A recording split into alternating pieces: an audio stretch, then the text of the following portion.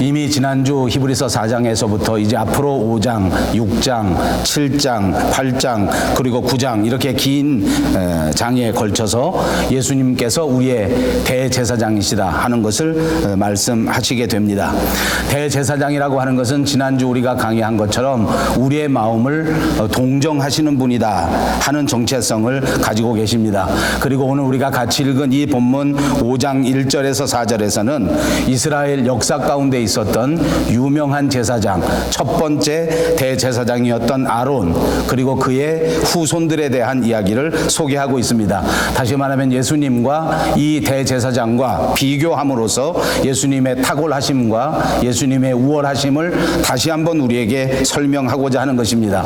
여기 오늘 본문에서 대제사장에 대하여 특별히 세 가지 정도를 특징지어 설명하고 있습니다. 그 첫 번째는 이 대제사장이 연약한 사람이기 때문에 또 연약한 사람들을 위해서 제사를 드릴 수 있다 하는 것입니다.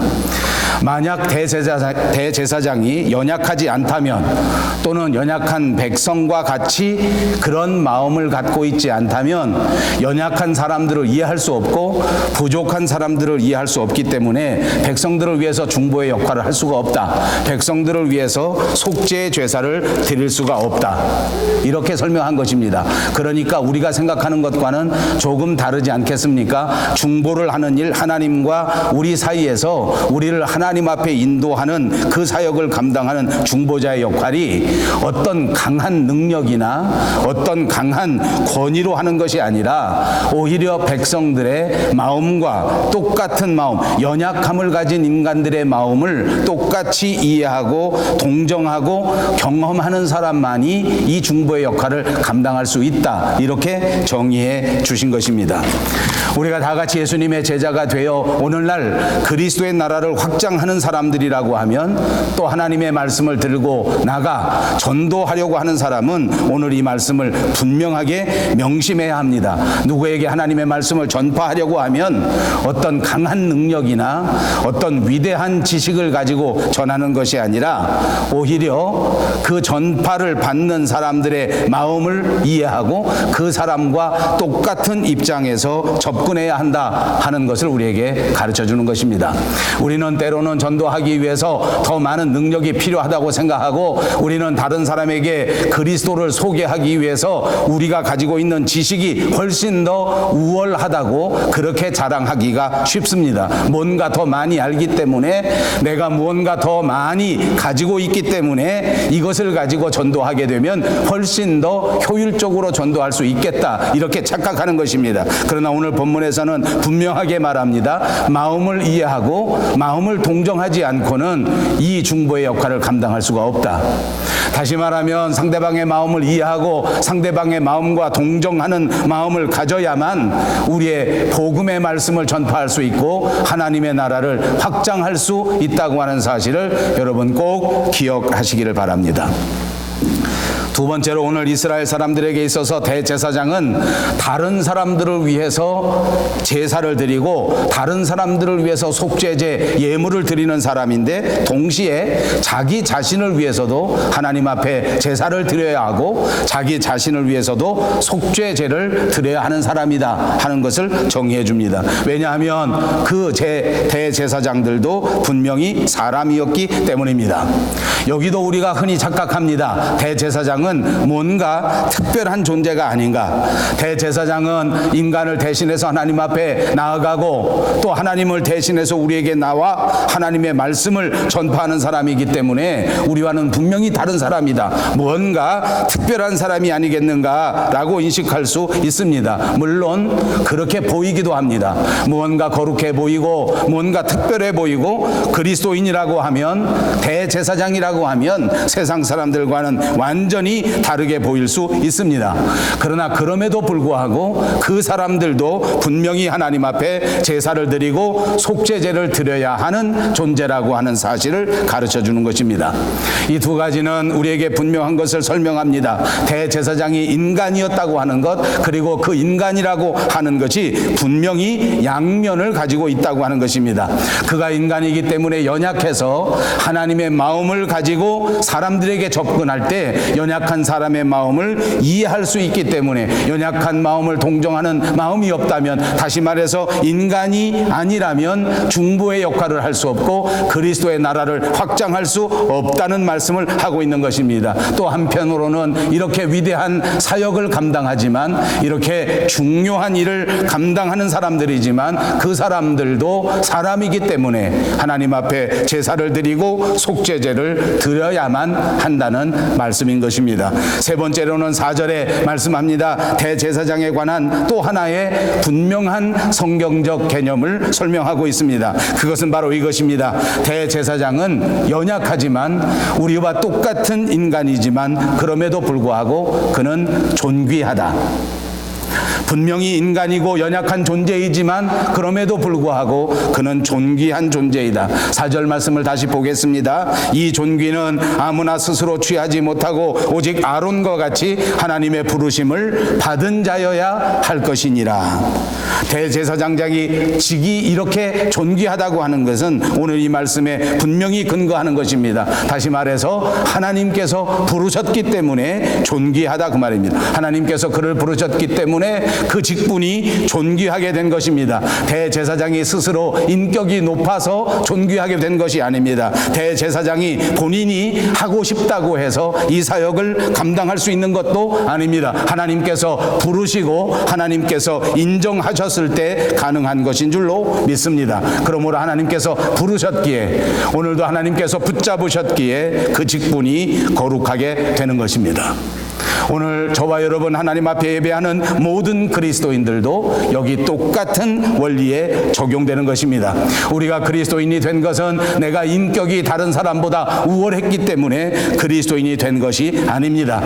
내가 예수를 믿을 수 있는 그리스도인다운 자질을 가지고 있었기 때문에, 훈련했기 때문에, 그래서 그리스도인이 된 것이 아니란 말입니다. 분명히 하나님께서 부르시지 않았다면 오늘 이 순간 우리들 어떤 사람도 하나님 앞에 나와 그리스도인이 될 수 없습니다. 그러므로 우리가 그리스도인이 된 것은 하나님께서 우리를 부르신 위대한 소명에 근거했다는 사실을 꼭 기억하시기를 바랍니다. 철저하게 하나님의 부르심이 있어야 그리스도인이 되고, 철저하게 그 부르심에 따라서 우리가 그리스도인으로 날마다 세워져 가게 되는 것입니다. 우리 그리스도인들도 사람입니다. 우리 그리스도인들도 그러므로 연약합니다. 그러므로 우리 그리스도인들도 예수를 믿지만 때로는 실수하고, 때로는 실패하고, 때로는 좌절하고, 때로는 눈물 흘릴 수 있습니다. 결단코 그리스도인이라고 해도 그것이 완벽한 인간, 완전한 인간이 됐다는 것을 의미하지는 않습니다. 그러므로 그리스도인이 되었지만 여전히 자기 자신의 삶에 부거워합니다. 여전히 자기 자신의 삶을 살기 위해서 땀 흘려 노력해야 합니다. 자기 자신을 세우기에도 버거울 때가 수없이 많습니다. 이것은 그리스도인들 모두에게 해당하는 말입니다. 집사님들도 그렇습니다. 장로님이 되어서도 그럴 수 있단 말입니다. 목회자들도 여전히 그렇습니다. 인간이기 때문에 연약한 존재요, 아직도 완전을 향하여 열심히 걸어가는 존재라는 것입니다. 그런데 또 한편으로는 이렇게 연약한 것 때문에, 이렇게 부족한 것 때문에 다른 사람을 이해할 수 있고, 다른 사람의 형편을 동정할 수 있고, 그리고 다른 사람을 가슴에 품고 기도할 수 있게 된다는 말씀입니다. 사랑하는 여러분, 그러므로 저와 여러분이 그리스도인이 된 것은 이 땅 위에 가장 존귀한 직분을 받은 것입니다. 왜냐하면 부족하지만 하나님께서 우리를 부르셨기 때문입니다.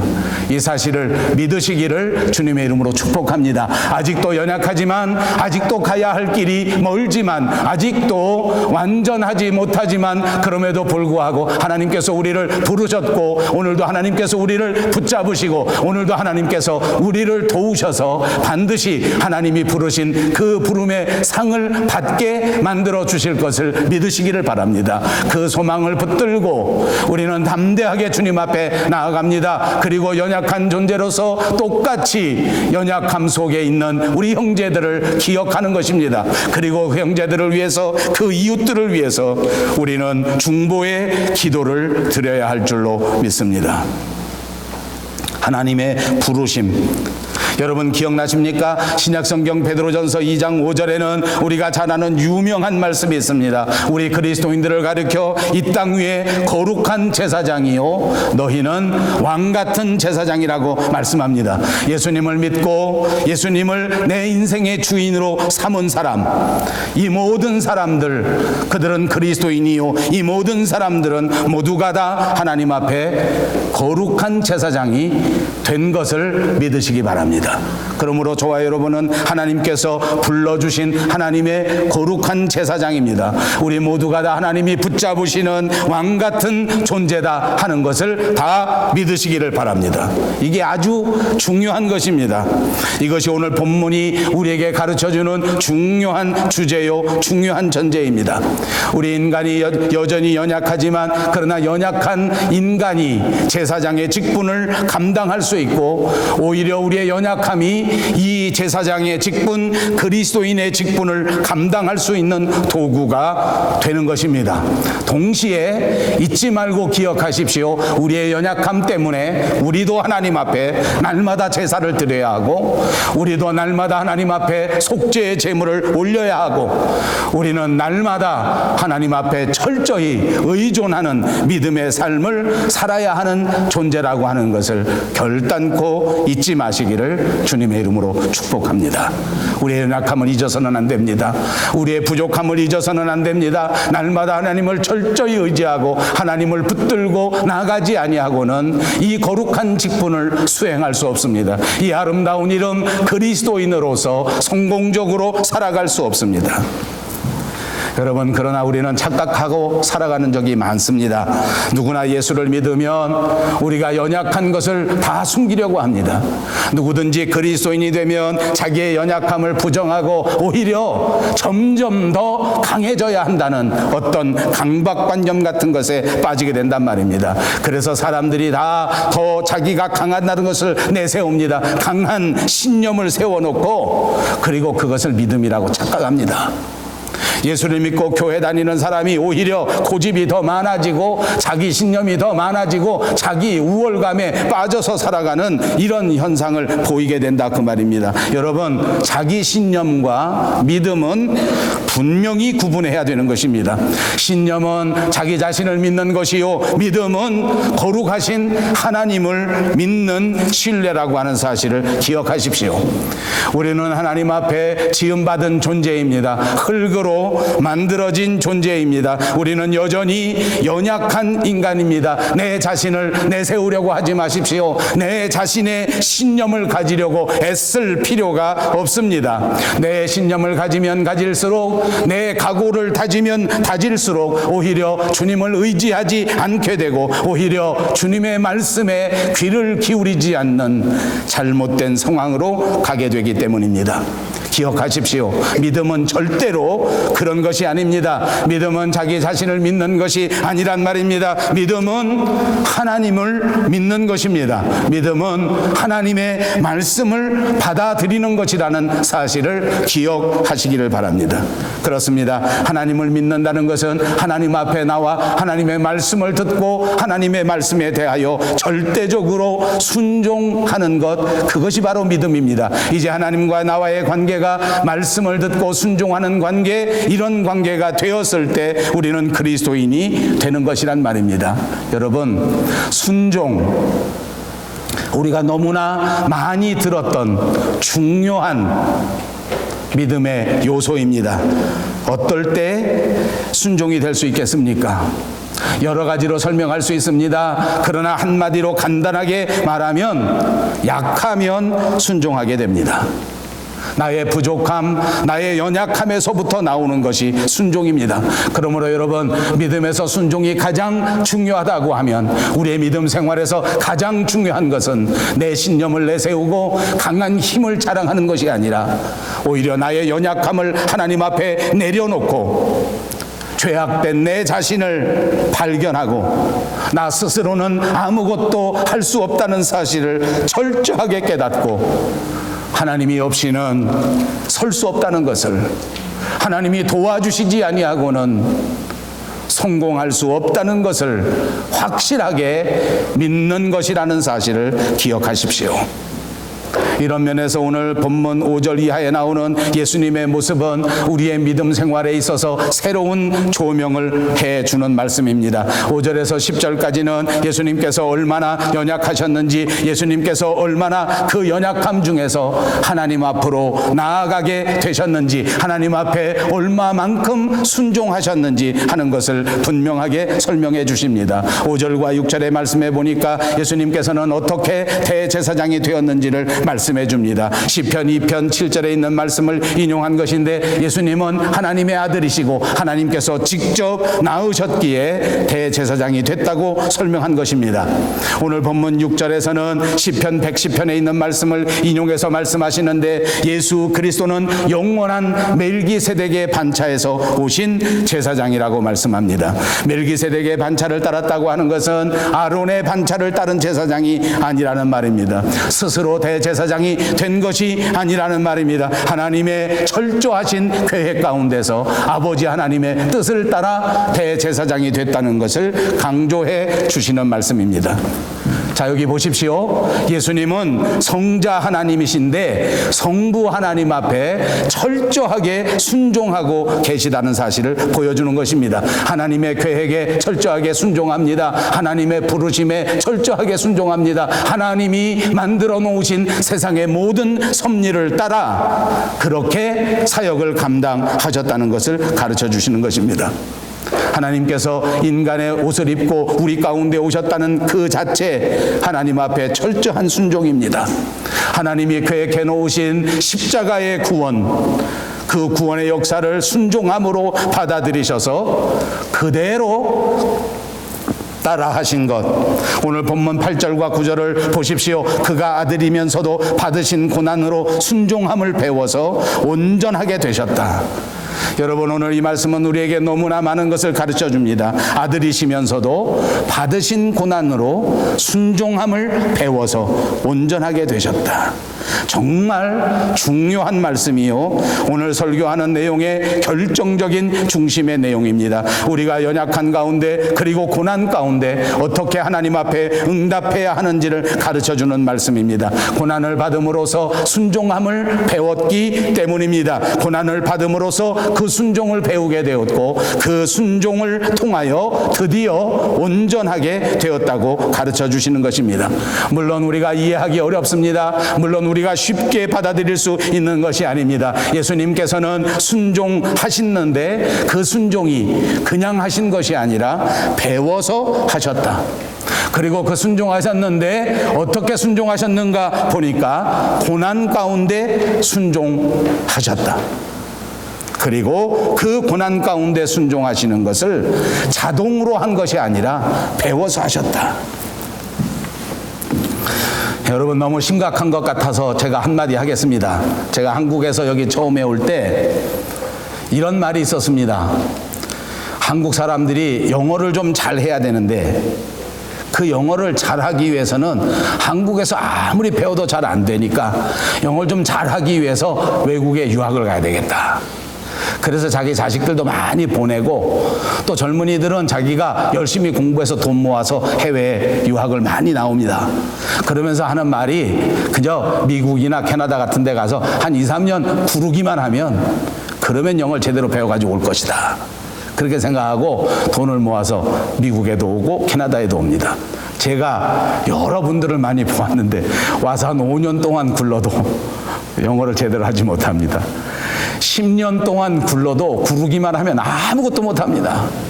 20년을 살아도 구르기만 하면 그저 구르느라고 무슨 구르는 능력은 생겼을지 몰라도 말하는 능력은 생기지 않습니다. 여러분, 제가 이 말 왜 하는지 압니까? 그냥 저절로 될 줄로 알고 생각합니다. 요즘도 보니까 한국에 가면 외국에서 살기만 하면 무조건 영어를 잘하는 줄 압니다. 제가 어느 교회에 가면 그 교회 목사님이 저보고 그럽니다. 영어로 처음부터 끝까지 다 설교하시오. 이래요. 그래서 제가 외국에 나와서 산 지 10년이 넘었으니까 뭐든지 다 영어로 다 할 줄 안다고 생각하는 모양입니다. 아마 한국 분들은 그렇게 생각하는 것 같아요. 여러분, 우리가 여기 와서 살아보니까 어떻습니까? 제 말 틀리지 않지요? 5년을 굴러도 10년을 굴러도 그래도 못합니다. 어떻게 해야 잘합니까? 배워야 하는 것입니다. 땀 흘려 노력해야만 할 수 있는 것입니다. 저는 교회에도 사람들이 그렇게 생각하는 것 같습니다. 예수를 믿으면 다 자동으로 되는 줄 알아요. 교회를 한 5년쯤 다니면 저절로 집사님이 되고 10년, 20년 다니면 저절로 장로님이 되신다, 이렇게 생각하는 사람이 되게 많습니다. 여러분, 제가 분명하게 가르쳐 드립니다. 아무리 교회에 5년 동안 굴러다녀도 10년 동안 굴러다녀도 굴러다니는 능력은 생길지 몰라도 절대 그리스도인다운 능력은 생기지 않습니다. 절대 순종하는 능력은 저절로 생기지 않습니다. 오늘 본문을 보십시오. 예수님도 고난을 통하여 순종을 배우셨다고 했습니다. 착각하지 마십시다. 저절로 되는 것이 아닙니다. 자동으로 되는 것이 아닙니다. 십자가가 무조건 져지는 것이 아니란 말입니다. 통곡과 눈물과 연단과 노력을 통하여 힘들고 어렵지만 주님을 생각하면서 주님의 사랑을 가슴에 안고 그 사랑에 보답하기 위하여 나를 쳐서 주님 앞에 복종시키는 배움과 훈련이 없이는 결단코 그리스도인답게 변화되지 않습니다. 결단코 우리 자신을 쳐서 하나님 앞에 순종할 수 있게 되지 않습니다. 예수님께서 순종을 배우셨다는 것은 다시 말하면 순종이 쉽지 않다는 것입니다. 예수님께서도 순종을 배우셨다면 순종은 결단코 간단한 것이 아닙니다. 잠자다가 저절로 될 수 있는 것이 아니란 말입니다. 교회만 왔다 갔다 한다고 해서 되는 것이 아닙니다. 철저하게 배우고 노력하는 저와 여러분 되시기를 주님의 이름으로 축복합니다. 본문 7절을 보십시오. 그는 육체에 계실 때에 자기를 죽음에서 능히 구원하실 이에게 심한 통곡과 눈물과 간구와 소원을 올렸다. 그가 사명 앞에 얼마나 치열하게 고민하고 노력하셨는지를 우리에게 보여주는 것 아닙니까? 사랑하는 여러분, 우리는 이민 생활에서 하나님 앞에 신앙생활하면서 과연 얼만큼 치열하게, 얼만큼 열심히 하나님을 향하여 노력하고 있는가? 다시 한번 생각해 보시기를 바랍니다. 저는 오늘 이 대목을 설교하고 이 대목을 강해하면서 우리 자신이 다시 한번 새롭게 되기를 간절히 소원합니다. 우리는 분명히 하나님 앞에 정말로 다시 한번 우리 자신을 쳐서 복종시킬 수 있어야 합니다. 다시 예수님의 모습을 분명하게 본받을 수 있어야 합니다. 그분처럼 우리도 이 세상에서 정말 땀방울이 변하여 핏방울이 되도록 간절히 기도하면서 하나님의 나라의 확장을 위하여, 하나님의 나라를 세우기 위하여 노력할 수 있는 저와 여러분 모두가 되시기를 다시 한번 주님의 이름으로 축복합니다. 다시 처음으로 돌아갑니다. 예수님께서 이 땅에 오셨습니다.